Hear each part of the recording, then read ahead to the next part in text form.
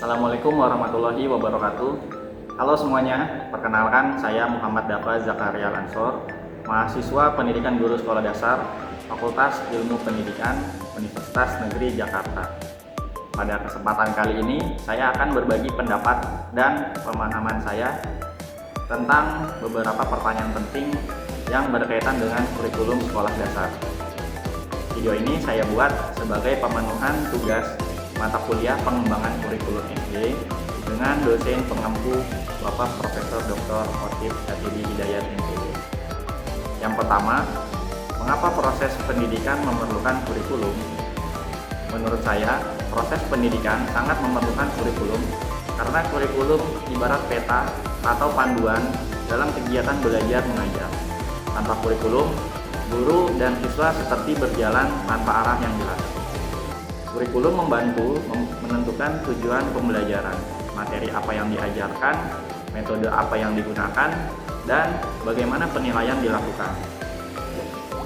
Jadi kurikulum memastikan bahwa proses belajar tidak asal-asalan, tapi terstruktur dan bertujuan. Dengan adanya kurikulum, pendidikan lebih terarah dan hasil belajar siswa pun bisa lebih optimal. Yang kedua, apa yang dimaksud dengan kurikulum bersifat desentralisasi? Kurikulum bersifat desentralisasi artinya kurikulum tidak sepenuhnya ditentukan oleh pemerintah pusat, tapi juga melibatkan pemerintah daerah, sekolah, bahkan guru. Jadi kurikulum bisa disesuaikan dengan kondisi kebutuhan daerahnya masing-masing.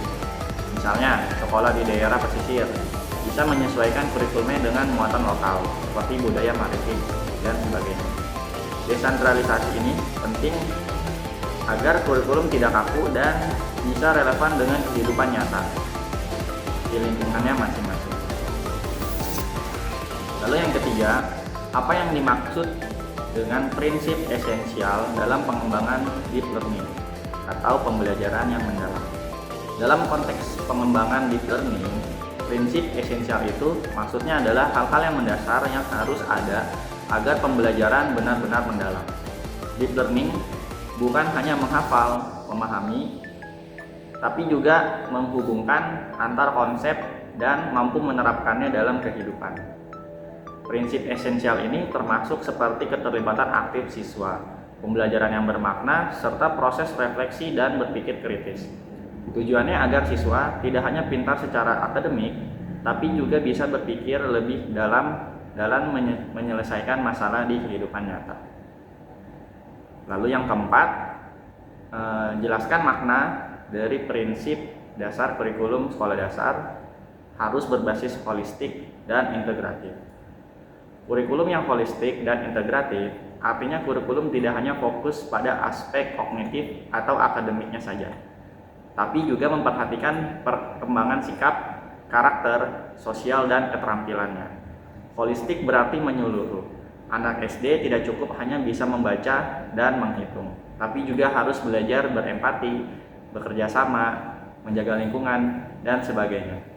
Sementara integratif artinya antar pelajaran bisa saling terhubung. Misalnya saat belajar IPA. Belajar IPA tentang tumbuhan bisa dikaitkan dengan pelajaran bahasa Indonesia melalui menulis laporan, atau dengan PPKN lewat diskusi tentang pentingnya menjaga alam. Dan pembelajaran tidak terkotak-kotak, tapi menyatu dan bermakna.